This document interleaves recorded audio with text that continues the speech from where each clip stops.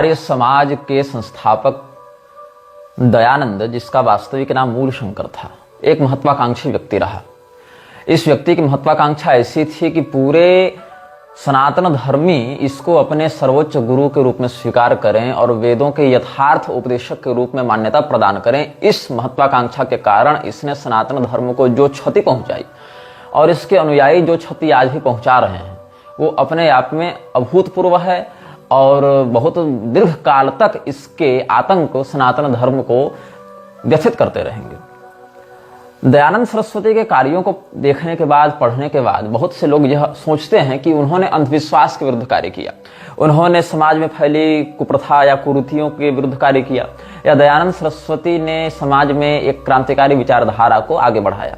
लेकिन ये वही लोग हैं जिन्हें दयानंद सरस्वती के पीछे के रहस्य को, दयानंद सरस्वती के उत्प्रेरणा को जानने में न रुचि है और न वो इस प्रकार के शोध में समर्थ हैं।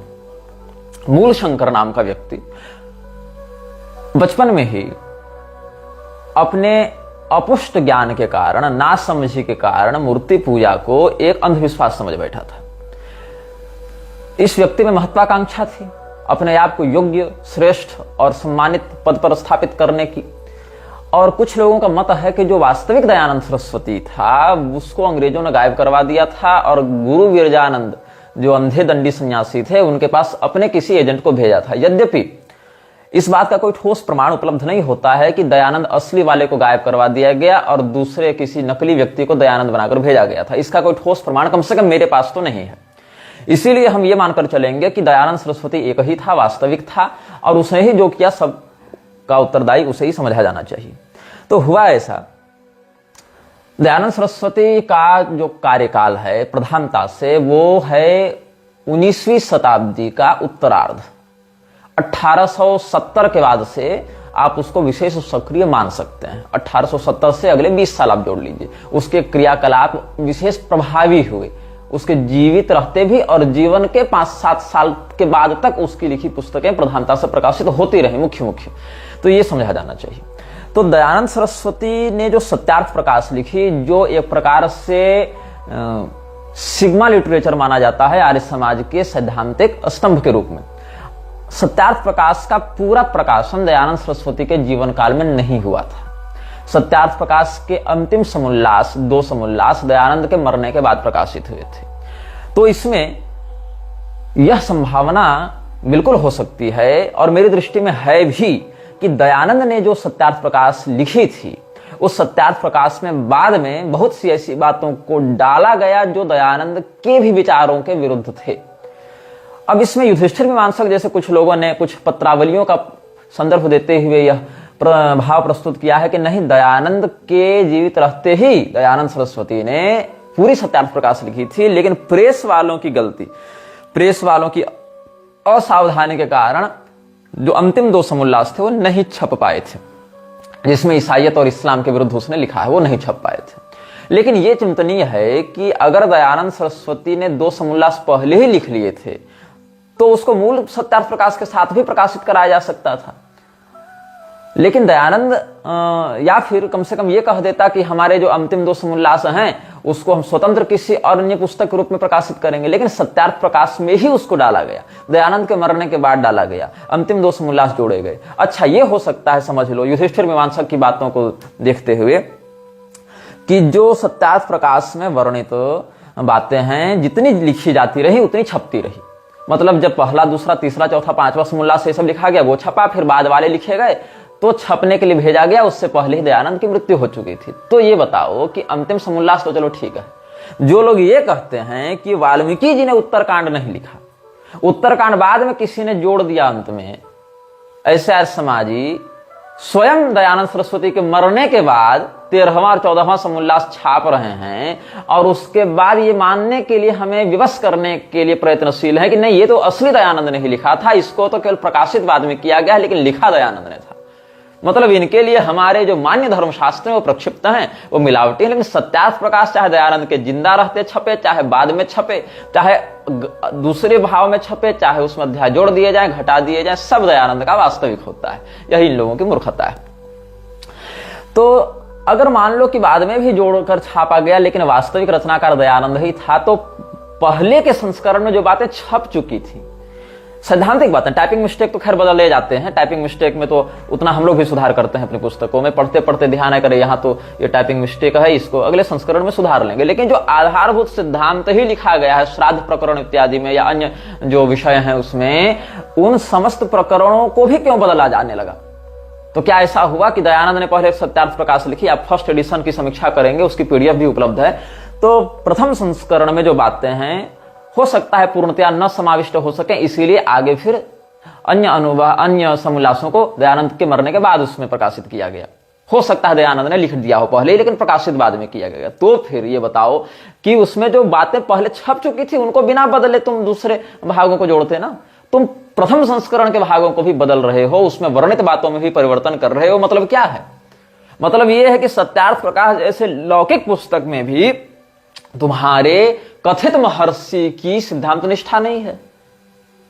हां, यह अवश्य हो सकता है, जैसे हमने कोई पुस्तक लिखी, अभी प्राप्त जानकारी के अनुसार हमने कोई बात लिखी, बाद में 5 साल 10 साल के बाद हमको समझ में आया कि नहीं, हमने तो वहां जो लिखा था वो बात इस मामले में गलत है या आधी अधूरी है या उसमें हमने कुछ गड़बड़ की, तो हम उसको पुनः दूसरी पुस्तक में यह लिखेंगे कि अमुक पुस्तक में हमने ऐसा लिखा था, किंतु अभी वर्तमान में हमें यह बोध हुआ है कि हमने जो लिखा वो उस समय उतना पुष्ट नहीं था, इसीलिए हम उसको शुद्ध करके यहाँ ऐसे लिख रहे हैं। यह भी विकल्प हो सकता है सदाचार के अनुसार, लेकिन नहीं, यहाँ पूरे के पूरे संस्करण में ही जो मूल बातें हैं दयानंद की, उनमें भी परिवर्तन किया गया है। तो आर्य समाज क्या कर रहा है? दयानंद सरस्वती के साथ भी छल कर रहा है, कपट कर रहा है। दयानंद की लिखी मूल सत्यार्थ प्रकाश में भी अपने मन से कुछ बातें जोड़ देना, कुछ बातें हटा देना और फिर उसको नए एडिशन में छाप देना, ये आर्य समाज कर रहा है। और इस सत्यार्थ प्रकाश के आधार पर ये लोग हमारे धर्मशास्त्रों को नकली और अप्रामाणिक और प्रक्षिप्त घोषित करने के लिए पहुंच जाते हैं। तो हम बता रहे थे आपको दयानंद के विषय में। तो दयानंद नामक इस महत्वाकांक्षी व्यक्ति को अंग्रेजों ने देखा कि इसको है ललक, इसको बढ़ना है ऊपर बढ़ने के लिए इसको चाहिए प्लेटफॉर्म, इसको चाहिए पैसा। तो जो कोल्हापुर का शासक था शाहू घाटगे, उससे अंग्रेजों की बड़ी अच्छी बनती थी, क्योंकि वो अंग्रेज भी ब्राह्मणों से विरोध करते थे। गुरुकुलों को नष्ट करने का पूरा षड्यंत्र अंग्रेजों का रहा है। मैकॉले ने एक नई शिक्षा पद्धति ही लागू कर दी थी। तो गुरुकुलों को नष्ट कब किया जाएगा? जब ब्राह्मणों का वर्चस्व समाप्त होगा। तो ब्राह्मणों का वर्चस्व समाप्त होगा, गुरुकुल नष्ट होंगे, तो ईसाइयत आगे बढ़ेगी।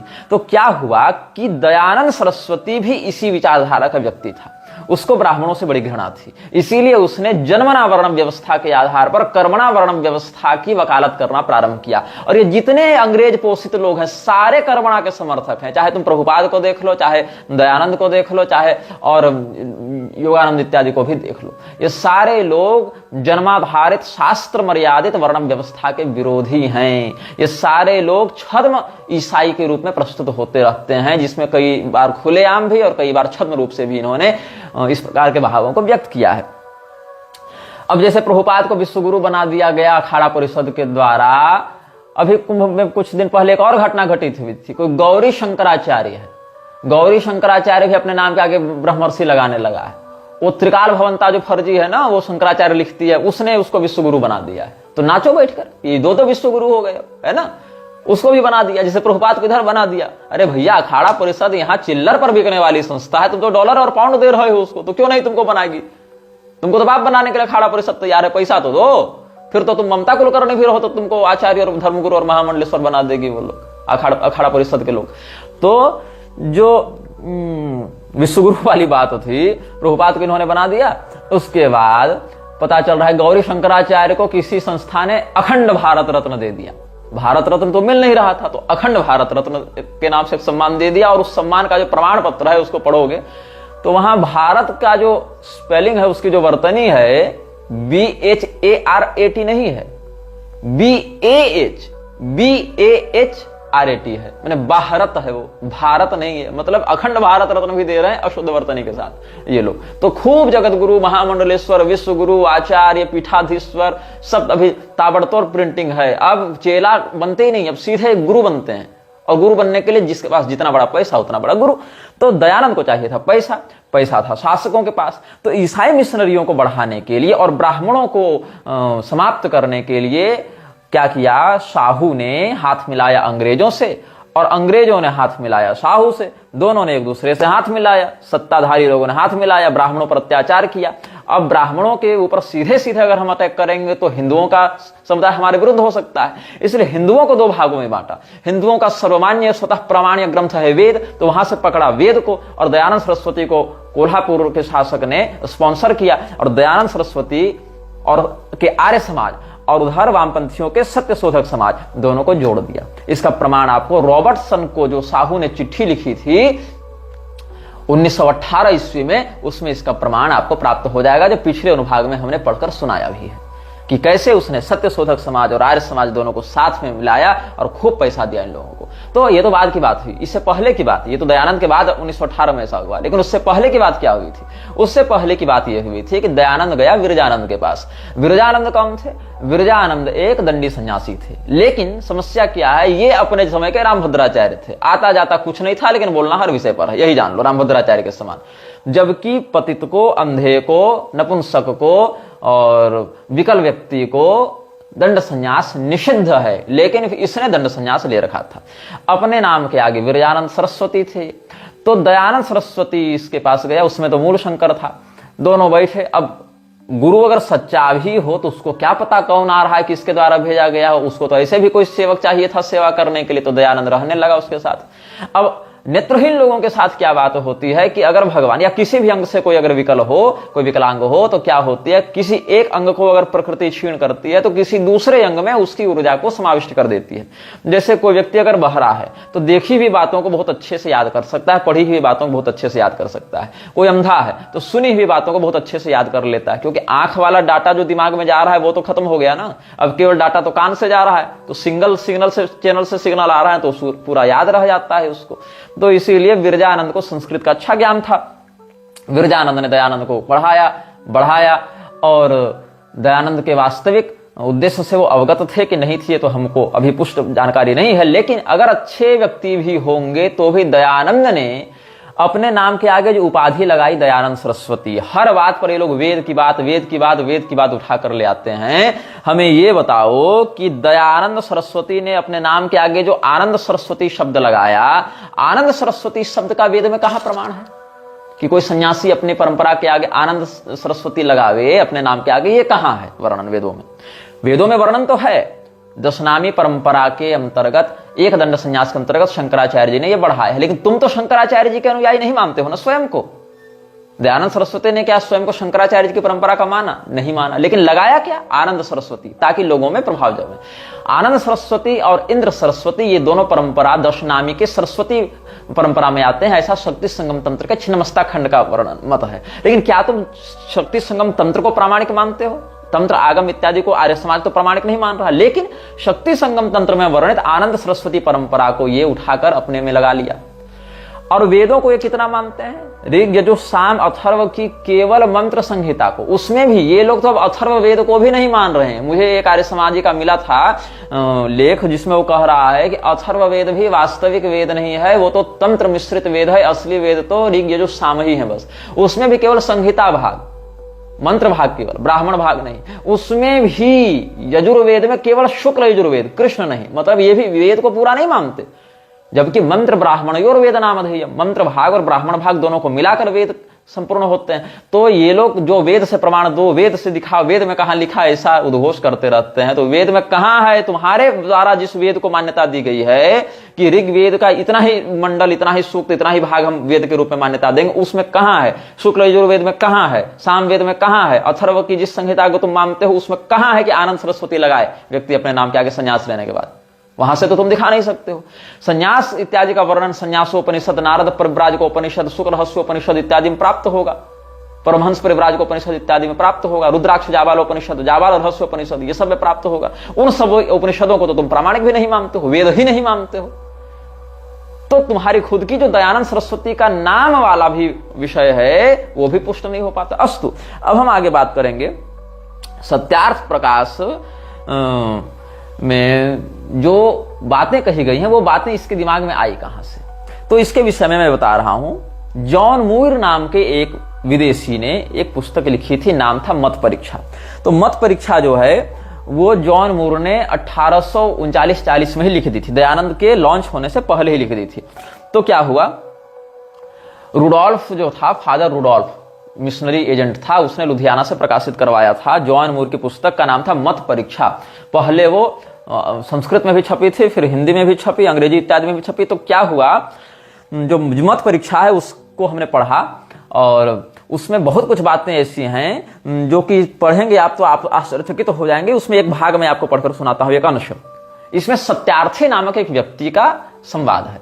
सत्यार्थी नामक एक व्यक्ति सत्य की खोज में जाता है, फिर वो गुरु शिष्य का संवाद देखता है तो उसी को नोट करता है। ऐसी एक काल्पनिक बात लिखते हुए इन्होंने बातों को आगे बढ़ाया अंग्रेजों ने। तो मत परीक्षा का उद्देश्य क्या था, सनातन धर्म को खंडित करते हुए ईसाइयत को श्रेष्ठ बताकर उसकी स्थापना करना। ये किसका उद्देश्य था, मत परीक्षा नामक पुस्तक का उद्देश्य था, जो जॉन मुइर ने लिखी थी। तो मत परीक्षा से मैं आपको 3-4 श्लोक पढ़कर सुनाता हूं अभी। शिष्य क्या कहता है, शिष्य उवाच शास्त्रोक्तान्यवताराणि भवता कृत्रिमानि यत् मतानि तत्र को हेतु रीतिमाम वक्तुम अर्हसि। तो गुरु क्या कहता है, गुरु रुवाच अनिश्चिता यथा प्राय पुराणस्थाः कथा समाः तथा विष्णुअवताराणाम अपि वार्ता अनिश्चिता। कस्मिन् काले अवताराणाम प्रादुर्भावो भवच्छितौ कस्मिन् काले च तद्वार्ता पुस्तकेषु समार्प्यत कस्मिन् काले च लोकास्तत् कथां मंतुं प्रचक्रिरे इत्यत्र विषये तत्त्वं विनिर्णेतुं न शक्नुमः। मयोक्ता ददृशात् शिष्यावताराणामनिश्चयात् नाहिमः होना चाहिए ना, नाहिमः बहुत पुरानी प्रति है ना, नाहिमः प्रत्ययम कर्तुम तच्चरित्रेषु करेजित। इसलिए ऊपर समाप्यति होना चाहिए। वहां ऊपर में लिथो प्रेस से छपती थी ना उस समय, पत्थर से छपाई होती थी, पत्थर के प्लेटिंग बनते थे, तो उस समय लिथो प्रेस से छपती थी ये सब पुस्तकें। तो उसमें जो ह्रस्वई है, दीर्घई है, ये सब में कुछ व्यतिक्रम हो जाता था। नाहिमः प्रत्ययम कर्तुम तच्चरित्रेषु करेजित। अर्थ क्या है, अर्थ सुनकर क्या लगेगा, जैसे अगर कोई संस्कृत में सब श्लोक बतावे तो आपको लगेगा कि किसी शास्त्रीय धर्म ग्रंथ से ये सब बताए जा रहे हैं, लेकिन नहीं। 1840 ईस्वी में जॉन मूर ने जो मत परीक्षा नामक पुस्तक लिखी थी, उसमें से हम ये आपको पढ़कर बता रहे हैं। इसमें शिष्य ने अपने गुरु से पूछा है कि आपने जो शास्त्रों में भगवान विष्णु के अवतारों को मनगढ़ंत बताया है, उसके पीछे क्या कारण है। क्योंकि ईश्वर त्रिविध रूप में प्रतिभासित होता है, पिता, पुत्र और आत्मा, मतलब सदात्मा, मतलब heavenly father and his son and the Holi spirit. ये तीनों की बात जो ईसाई कहते हैं, उसी बात को सिद्ध करने के लिए जॉन मूर ने मत परीक्षा लिखी थी। इसमें इसने कहा कि हम पुराणों को प्रमाण नहीं मानते और हम भगवान विष्णु के अवतारों को भी प्रामाणिक नहीं मानते, मनगढ़ंत मानते हैं। तो शिष्य ने पूछा कि शास्त्रों में वर्णित अवतारों को आप कृत्रिम कहते हैं, आप मनगढ़ंत बोलते हैं, इसके पीछे क्या कारण है। तो गुरु क्या समझाता है, ये सब काल्पनिक बातें इसने लिखी हैं। गुरु क्या समझाता है कि पुराणों की कथाएं अनिश्चित हैं, उसी प्रकार विष्णु के जो अवतार कहे गए हैं उनका चरित्र भी निश्चित नहीं है। किस काल में वे अवतार धरती पर अवतरित हुए, किस काल में उनका चरित्र ग्रंथों में लिखा गया, इसका कोई ठौर ठिकाना नहीं है। किस काल में लोग उनकी कथाओं को मानने लगे, इस विषय में भी हम निर्णय नहीं ले सकते हैं। इसलिए हे शिष्य, मैंने जो इस प्रकार अवतारों के बारे में अनिश्चितता बताई है, इस कारण से उनके चरित्र पर हम विश्वास नहीं कर सकते। अब देखो, दयानंद से लेके आज तक के जितने नास्तिक, वामपंथी, अंबेडकर, ये सब जितने हुए हैं, ये जितने लोग हमारे धर्मशास्त्रों पर आघात करते हैं, उनका आधार कौन था, यही जॉन मूर की मत परीक्षा का सत्यार्थी था। तो संस्कृत में क्यों लिखा इसने, क्योंकि एक और भारत की जनता संस्कृत से अनभिज्ञ हो जाए, इस प्रकार का षड्यंत्र ये कर रहे थे।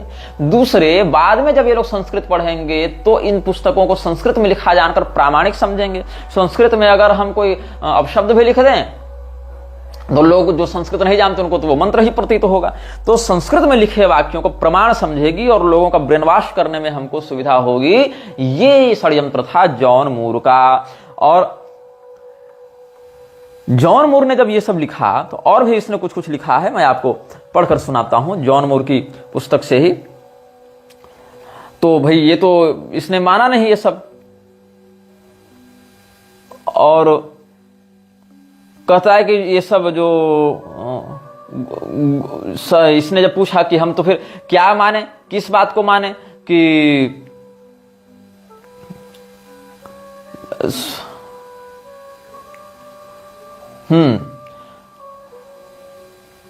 प्रमाण विषय यद्यत् संक्षेपात् भवतोदितम गुरु मद्बोधनार्थम तद विस्तरण प्रपंचय, ये सब कहते हुए आगे बढ़ा है। इसमें आप 4थे अध्याय 5वें अध्याय में बढ़ेंगे। असंभवा कथा येषु प्रबंधेषु च संस्थिता तेषां सुसावधाने न परीक्षा कर तुम अर्ह्यते, ये सब करते हुए आगे बढ़े हैं। तो और इन्हीं सब विचारों के आधार पर अब रामभद्राचार्य इत्यादि लोग भी कहने लगे हैं कि हम पुराणों को प्रमाण नहीं मानते हैं, केवल वेद को प्रमाण मानेंगे, केवल स्रोत प्रमाण हम मानते हैं। रामभद्राचार्य ने जो ये कहा है उसका रिकॉर्डेड बयान वीडियो के रूप में हमारे पास उपलब्ध है। हमने पहले पोस्ट भी किया था इस बात को, उसके प्रवचन से वो क्लिप निकालकर, जहां वो कह रहा था कि हम पुराणों को नहीं प्रमाण मानते, हम तो केवल स्रोत प्रमाण मानते हैं। तो ये सब उसने कहा है। तो अब आगे हम बढ़ते जाएंगे, 5वें अध्याय की ओर बढ़ रहे हैं। हाँ, 4था अध्याय पूर्ण हुआ। तो इसमें इसने पूछा है, गुरु ने बताया है कि पुनर्यत्रेश्वर शास्त्रे परमार्योपवाद्यते तत्शास्त्रम भ्रामकम सम्यक निराकुर्वन्तु साधवः। ये सब आगे बढ़ते गए हैं। तो कहा कि भाई जब तुम हिंदुओं के धर्मशास्त्रों को अप्रामाणिक बता रहे हो तो प्रामाणिक क्या है? तो फिर कौन सा जिससे हमको ईश्वर का ज्ञान होगा? किम्मे पेतादृशम शास्त्रम तच्चिन्नावितमैश्वरम भगवान चेद व्यक्ति तद्वार्ताम तर्हिमाम वक्तुम अर्हति, कि हे गुरुदेव फिर कौन से शास्त्र से हमें ज्ञान होगा ईश्वर का? आप जानते हैं तो हमें बताइए। तो गुरु ने क्या कहता है कि जो ख्रिस्टीय संज्ञक शास्त्र है, क्राइस्ट संज्ञक शास्त्र है, क्रिश्चियन वाला, वही असली शास्त्र है। शास्त्राणि लोकवर्तीनि बहुलानि विचार्य में ख्रिस्टीय संज्ञकम शास्त्र मेकमैशम प्रतीयते, वही ऐश शास्त्र है, ईसा से उत्पन्न ऐश। तो यहाँ ईशावास्योपनिषद नहीं ले लेना है, ईट ईसा ईसा ईशा ईसा ईसा ईशा ये सब चलेगा वहां ना। तो यहां पर ख्रिस्टीय संज्ञक शास्त्र ही असली शास्त्र है, ऐसा इसने कहा। और उसी से तत्सम्यक निर्मलम भाति सत्तमम च समम ततः, ये सब आगे बढ़ते गया है। ईशादिष्टम च तत्शास्त्रम मिति विद्युर्नराय था। और प्रायः प्राग विक्रमादित्या दब्दे सार्ध सहस्रके तत्शास्त्रमीश्वरेणोक्तम लिखितम पुस्तकेषु च। ये कब ईशा, ये जो ख्रिस्टीय शास्त्र है उसमें ओल्ड टेस्टामेंट और न्यू टेस्टामेंट दोनों है बाइबल में। ओल्ड टेस्टामेंट तो यहूदी लोग मानते हैं, जिसमें अब्राहम, मूसा इत्यादि के विषय में वर्णन मिलेगा विशेष करके। तो उसने कहा कि विक्रमादित्य से 500 सार्ध सहस्र के मतलब 1500 साल पहले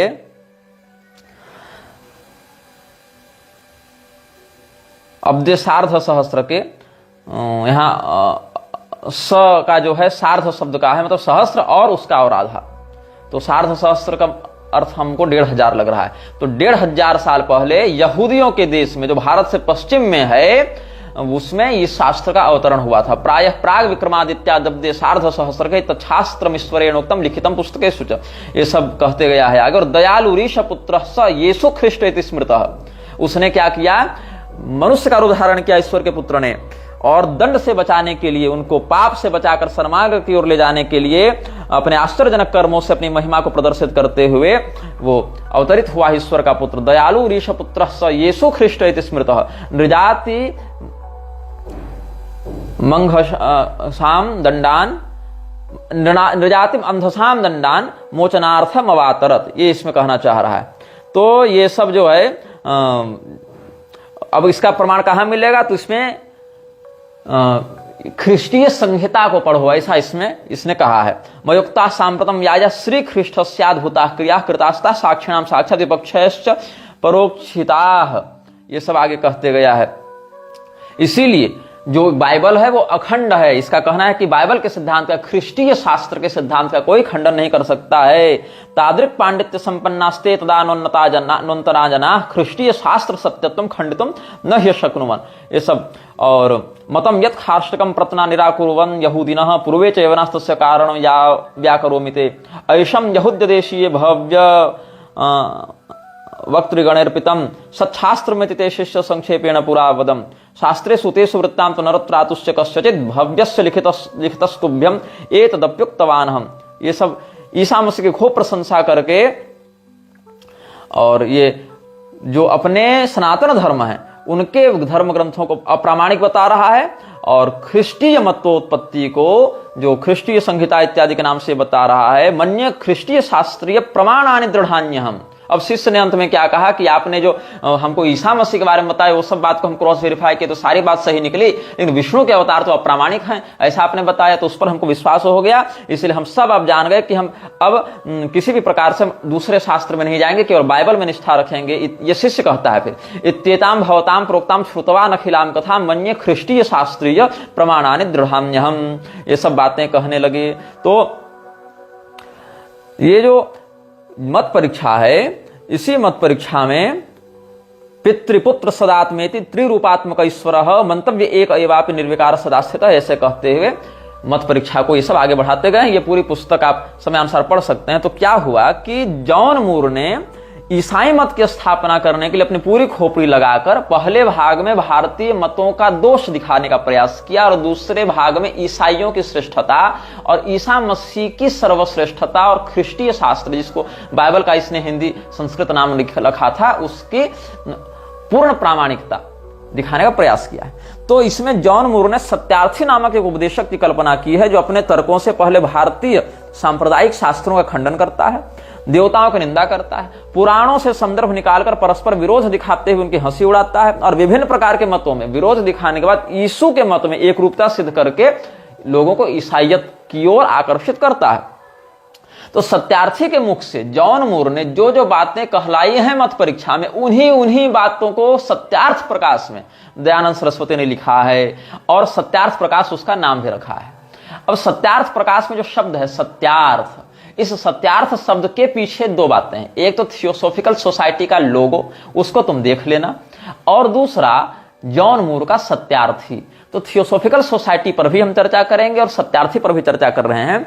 तो a sketch of the argument for Christianity and against Hinduism in Sanskrit verse, इस नाम से यह पुस्तक सबसे पहले छपी थी कि इस हिंदुओं के विरुद्ध ईसाइयों के प्रमाण को प्रस्तुत करने के लिए संस्कृत में इसे लिखा गया। इसका नाम है मत परीक्षा और संक्षिप्त रूप में यह कब छपी थी? 1839 ईस्वी में, 1839।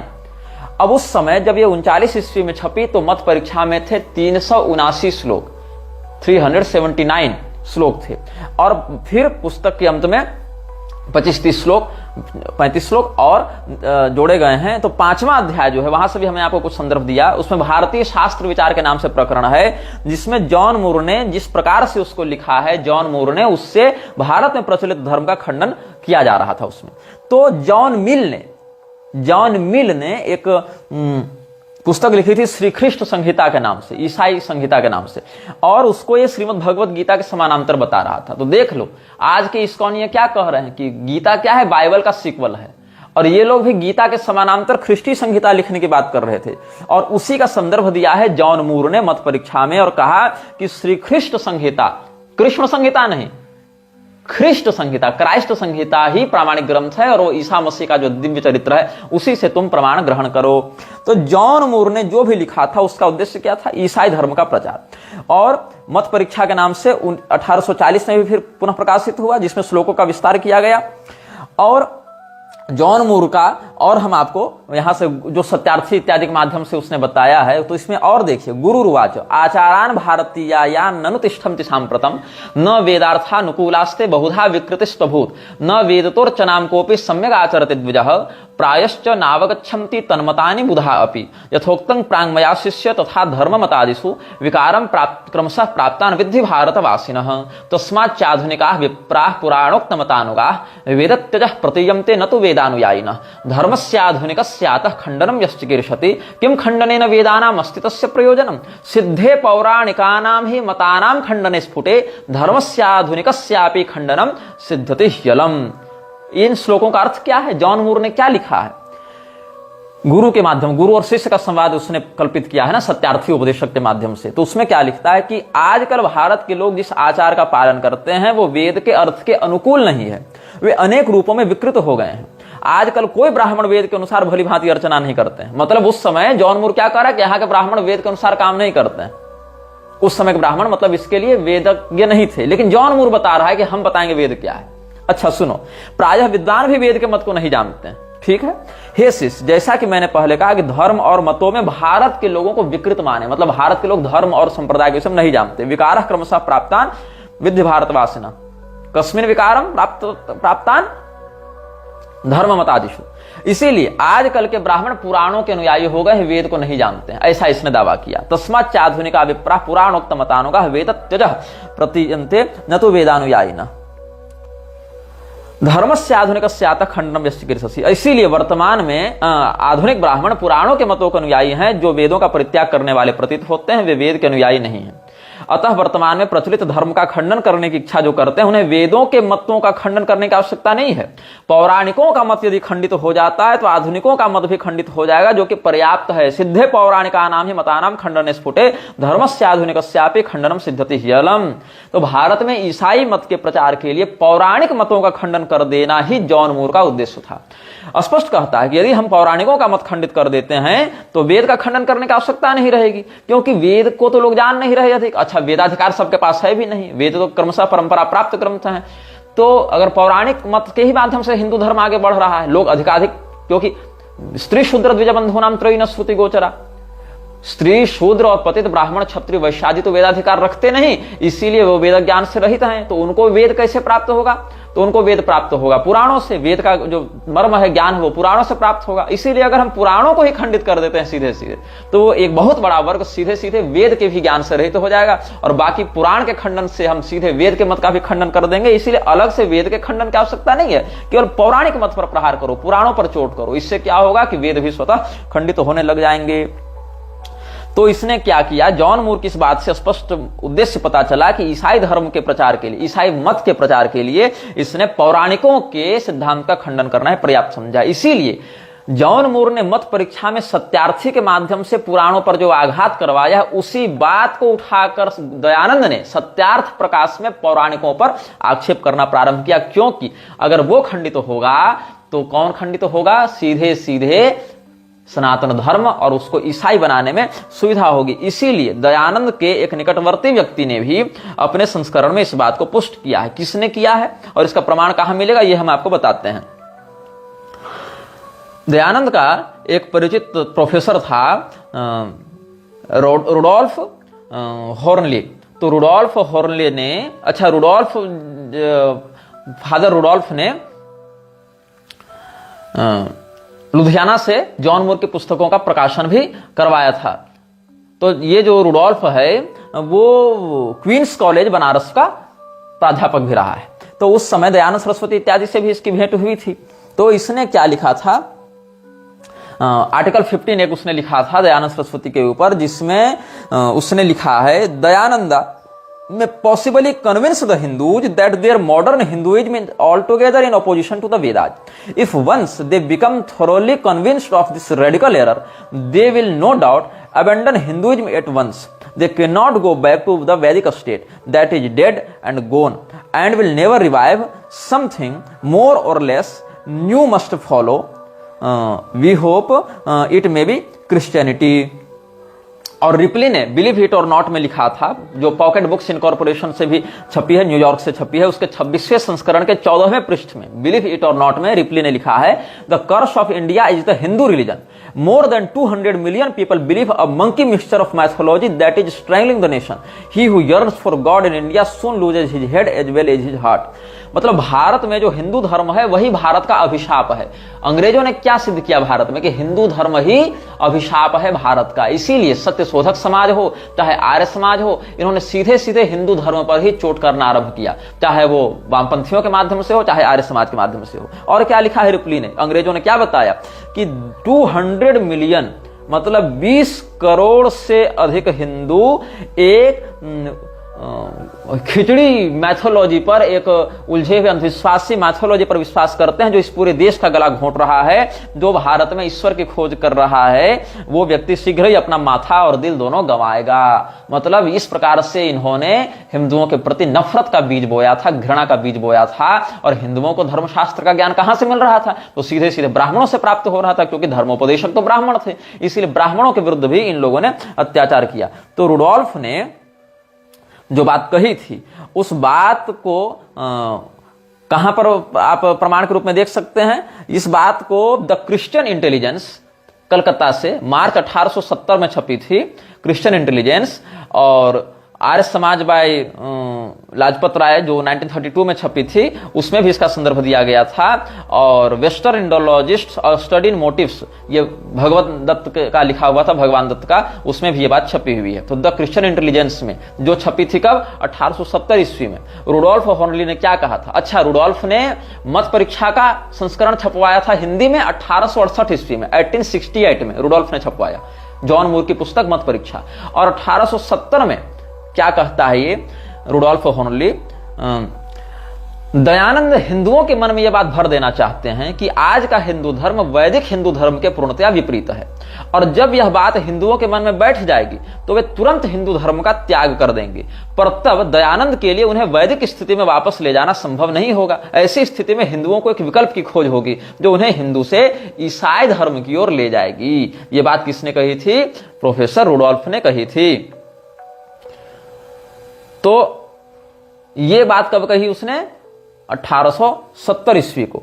और उसके 5 साल के बाद छपती है सत्यार्थ प्रकाश। अब समझ लो किसने कहां से कॉपी की। 1840 में जॉन मूर ने लिखी मत परीक्षा। 1868 में रुडोल्फ ने उसको छपवाया हिंदी में। 1870 में रुडोल्फ कहता है कि दयानंद सरस्वती ही वो व्यक्ति है जो हिंदुओं के मन में ये भरोसा दे सकता है कि पुराण और वैदिक मत दोनों अलग हैं, और जब इस प्रकार से एक बार टूटेंगे ये तो फिर वो तो वैदिक बन नहीं पाएंगे फिर ऐसे भी, क्योंकि पुराण के अभाव में वेद का वो तात्पर्य ही नहीं समझ पाएंगे। इसीलिए उनको ईसाईयत की ओर ले जाना ज्यादा सरल होगा। और दयानंद ने इसके 5 साल के बाद लिखी सत्यार्थ प्रकाश, जिसमें जॉन मूर की पुस्तक मत परीक्षा के सत्यार्थी वाले कैरेक्टर से ही जो बातें कहलाई गई थी उसी को उठा कर उसने बातें छापी। और पैसा इसको किसने दिया? स्पॉन्सर किसने किया? अंग्रेजों ने किया, थियोसॉफिकल सोसाइटी ने किया। बाद में ईसाई मिशनरियों को प्रोत्साहित करने वाले साहू घाट के कोल्हापुर के शासक ने स्पॉन्सर किया। इस बात को आर्य समाजी भी आजकल के लोग नहीं जानते। मैं बचा रहा हूं, मैं आजकल के आर्य समाजियों को भी इस षड्यंत्र से बचाने के लिए सब बातें कह रहा हूं। तुम इस बात को क्रॉस वेरीफाई भी कर सकते हो कि मैं जो कह रहा हूं वो सही है कि गलत है। अब हम आते हैं वापस अपने पूर्व विषय पर, जॉन मूर पर आते हैं। तो 1839 में जब जॉन मूर ने ये सब बातें लिखी थी तो क्या हुआ? सत्यार्थ प्रकाश में जिस प्रकार से पुराणों को या को धूर्तों या मूर्खों की रचना कही गई है, पौराणिकों को पोप के समान कहा गया है, पौराणिक पोप कहा गया है, उससे स्पष्ट होता है कि जॉन मूर के संकल्पित कार्यों को दयानंद सहायता पूर्वक आगे बढ़ा रहा था। अब मत परीक्षा जब छपी 1839 में, तब क्या हुआ? महाराष्ट्र में सुबाजी बापू ने इस मत परीक्षा का खंडन किया, लेकिन चूंकि उस समय अंग्रेजों का शासन था इसीलिए सीधे सीधे अपने जान को खतरे में डालना भी उचित नहीं था। तो उन्होंने एक छद्म नाम का प्रयोग किया, नाम रखा सोमनाथ। और सोमनाथ के शिरोनेम से लेखक का एक अलग अलग नाम होता है ना, तो उन्होंने 1800 जैसे ही पुस्तक छपी उसी वर्ष उन्होंने लिखा मत परीक्षा शिक्षा, और इसमें इन्होंने जॉन मूर का खंडन किया। तब उसके बाद 1840 में जब इसका थोड़ा सा एक्सटेंडर वर्जन इसने छापा तो बंगाल से खड़े हुए हरचंद्र तर्क पंचानन, इन्होंने मत परीक्षोत्तर लिखकर उसका खंडन कर दिया जॉन मूर का। तब जॉन मूर ने क्या किया? इसके बाद और है, जैसे इसमें के.एम. बनर्जी ने इसका वर्णन किया है, scriptures upon Harachandra Tarka Panchanan answer to mister Muir's Mata Pariksha and upon Babu Kashinath Basu's tract on Hinduism and Christianity truth defended and error exposed. Kashinath Basu ने लिखा था, उसमें भी ये बात का वर्णन है। अब जब दो बार इसका खंडन हो गया, 1839 में जब इसने मत परीक्षा लिखी तो सोमनाथ के नाम से सुबाजी बापू ने इसका खंडन कर दिया। 1840 में फिर से इसने रीएडिशन निकाला कुछ बातें जोड़ तोड़ कर, तो उसमें फिर जो बंगाल के हरचंद्र तर्क पंचानन थे उन्होंने खंडन कर दिया। तब इसने क्या किया? On the arguments by which the alleged eternity of the Vedas में बी रिफ्यूटेड, इस नाम से इसने एक दूसरा एक लेख छापा जिसमें 1840 का जो एडिशन था उसको भी इंक्लूड किया जॉन मूर ने। इसमें क्या इसने सिद्ध किया कि वेद जो है वो अपौरुषेय नहीं है। पुराण वाली बात तो चल नहीं रही थी, पहले तो वेदों का खंडन इसने किया नहीं था, पुराणों का खंडन किया केवल, तो पुराणों का खंडन का तो समुचित उत्तर मिल गया। तब इस कहा कि अब सीधे वेद पर ही आते हैं, तो वेदों का खंडन करने लगा जॉन मूर, वेदों की अपौरुषेयता का खंडन करने लगा। एक और ये वेदों को अप्रामाणिक बताते हुए खंडन करते जाते, दूसरी ओर मैक्स मुलर जैसे लोगों से वेद के अनर्थपूर्ण व्याख्या को आगे बढ़ाते जाते, ताकि अगर कोई व्यक्ति हमारी बात को ए वाली बात को मानकर कहता है, ए और बी दो पक्ष हो गए, एक पक्ष मानता है कि वेद अप्रामाणिक है, जॉन मूर वाला पक्ष, और दूसरा पक्ष मानता है कि वेद प्रामाणिक है, मैक्स मुलर वाला, लेकिन उसका अर्थ हम बताएंगे। तो क्या इसने किया? ए वाले पक्ष में अगर कोई हिंदू निष्ठा रखता है तो वो वेदों को अप्रामाणिक कहेगा, अपौरुषेय मानेगा नहीं, और कहेगा ये तो फर्जी बातें हैं, तो भी वो ईसाई बनेगा। और अगर वो गलती से मेरी बात से कन्विंस नहीं होता है तो वो मैक्स मुलर को पढ़ेगा वेद की जानकारी के लिए, और मैक्स मुलर के अर्थ के अनुसार वेद समझने का प्रयास करेगा, जो कि वेद का अविशुद्ध अर्थ है भी नहीं, वेद का वास्तविक तात्पर्य है भी नहीं। तो वहां से फिर वो वेद की विकृत व्याख्या पढ़कर आएगा ईसाइयत की ही शरण में। और इसी बात को दयानंद सरस्वती आगे बढ़ाएगा। इस बात की उद्घोषणा रुडोल्फ ने की थी 1970 में, और 5 साल के बाद दयानंद ने लिखी सत्यार्थ प्रकाश। और सत्यार्थ प्रकाश कहां से उठाई? जॉन मूर की मत परीक्षा से, जहां सत्यार्थी कैरेक्टर था, जिसका हिंदी एडिशन, जो कि दयानंद उतना अंग्रेजी तो जानता नहीं था, संस्कृत भले जानता था, संस्कृत में मत परीक्षा पढ़ ली और उसका हिंदी एडिशन भी पढ़ लिया 1868 में जो छपी थी, और लिख दी सत्यार्थ प्रकाश। अब जो इसमें बीच में नीलकंठ गोरे ने भी, बनारस के विद्वान ने भी एक पुस्तक लिखी थी, शास्त्र तत्व विनिर्णय, जो कि 1844-45 में छपी थी। यह भी मत परीक्षा के खंडन करता हुए। तो फिर धर्माधर्म परीक्षा पत्र नाम से प्रकाशित हुआ था 1861 में। वहां भी जो मत परीक्षा के तीसरे संस्करण के बाद लिखा गया था। बीच में 1857 के विद्रोह के कारण ये सब बातें पीछे जाने लगी थी। तो ये सब क्या हुआ कि 1839 से लेकर 1861 तक लगभग 20-22 सालों तक जॉन मूर की मत परीक्षा का इतना खंडन होता रहा। जॉन मूर के द्वारा पुराणों पर जो आक्षेप किए गए थे उसके विरुद्ध 4-5 पुस्तकें लिखी गई थी। फिर भी दयानंद ने थियोसॉफिकल सोसाइटी के साथ हाथ मिलाया। फिर भी दयानंद ने सत्यार्थ प्रकाश में सत्यार्थी के ही तर्कों को उठाकर लिखा और पुराणों को खंडित किया है। तो समझ लो कि हमें ईसाई बनाने का प्रयास कैसे किया गया है। 1981 में वियना से एक पुस्तक छपी थी, रिचर्ड यंग ने उसको लिखा था, resistance Hinduism Sanskrit sources of anti Christian apologetics in early 19th century India. वहां पर तुमको ये सारे के सारे खंडन मंडन के प्रमाण प्राप्त हो जाएंगे। तो तुम ये सोचो कि जॉन मूर ने जो षड्यंत्र किया और रुडोल्फ प्रोफेसर ने, जो प्रोफेसर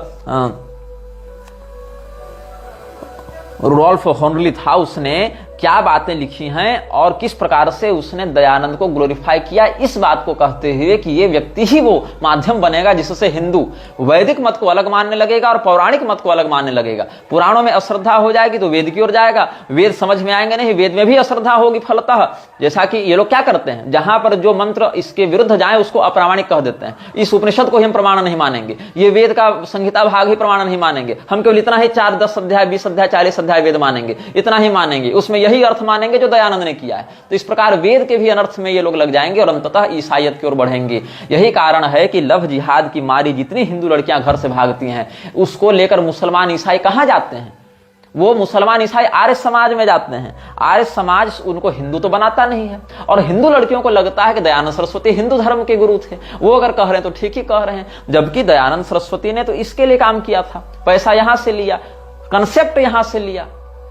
तो हिंदू लड़कियों को क्या लगता है कि हम तो आर्य समाज में जा रहे हैं, मतलब हिंदुओं में ही रहेंगे हम, और ये मेरा जो प्रेमी है वो तो हिंदू बन रहा है, जबकि वो हिंदू नहीं बन रहा होता है, वो आर्य समाजी बन रहा होता है सर्टिफिकेट पाने के लिए केवल, ताकि कोर्ट में उसके विरुद्ध कोई केस न किया जा सके। और आर्य समाज को तो हिंदू मुस्लिम से मतलब नहीं है, वो तो एक एनजीओ है, उसको तो अपनी मेंबरशिप बढ़ानी है। तो आर्य समाज जो है वो मेंबरशिप बढ़ाने का उसको फॉर्म दे देता है, वो अपने नाम को आर्य कह लेता है और 2 बार हवन का नाटक कर लेता है, फिर वो कर लेता है सर्टिफिकेट की प्राप्ति। और उसके बाद वो हिंदू लड़की के साथ क्या क्या होता है ये हर दिन अखबार और टीवी और सोशल मीडिया में आप देख ही रहे हैं।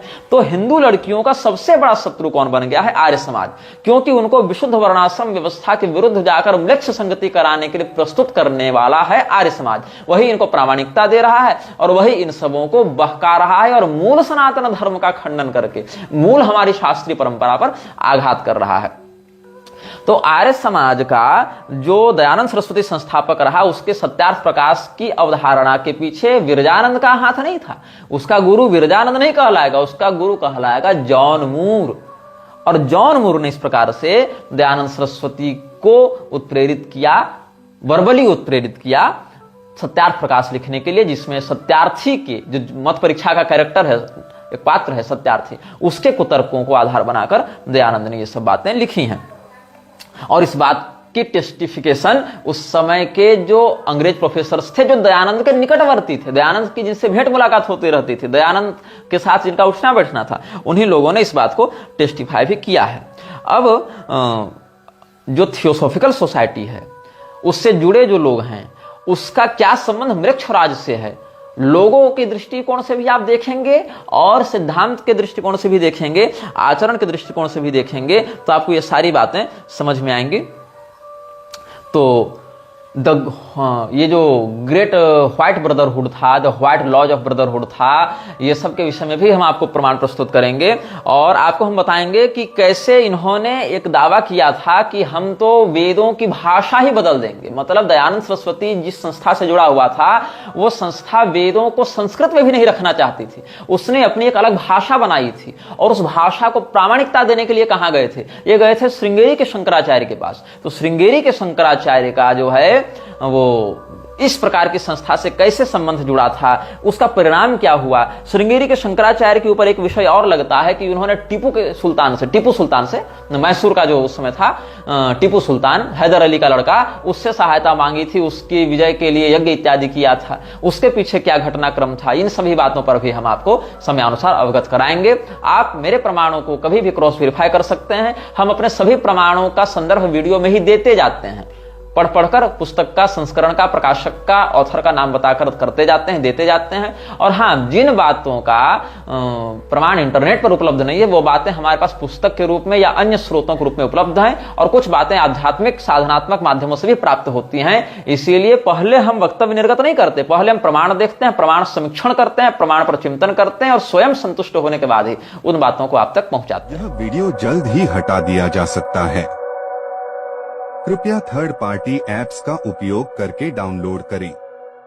आप इस वीडियो को अपने चैनल पर फिर से अपलोड भी कर सकते हैं।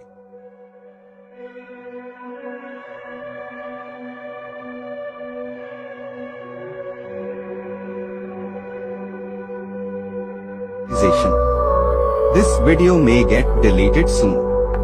Please download using third party apps. You may also re-upload this video on your channels. Thank you.